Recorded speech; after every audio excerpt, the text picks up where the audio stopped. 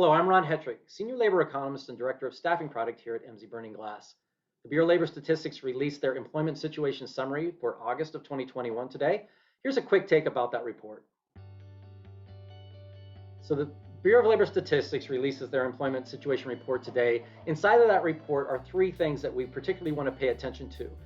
Number one, on the surface, a gain that seems so mild, around 230,000 jobs, would be disappointing, but if we look at what happened last month, a gain of almost 1.1 million, and we kind of bring these 2 months together, we find out it's really not so bad. The reason why you're seeing this is that last month had 5 weeks in their surveying period, and this current month that we're in had about 3.5 weeks of data collection. So that's one of the reasons why you're seeing last month's number so large and this month's number not hitting that mark.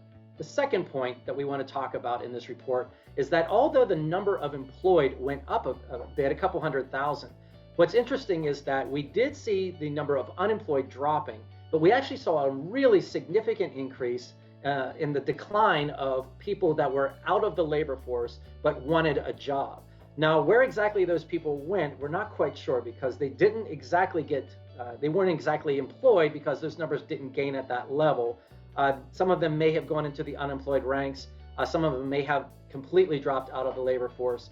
But we did not see a lot of these people showing up in the jobs increases that we were seeing. The third point that we want to talk about here is the biggest concern that we're facing right now, especially as we're nearing the time of this pandemic unemployment assistance, is that we're hoping to see increases in our labor force participation rate. It's the decline in that rate that's causing the significant pain that we're feeling right now.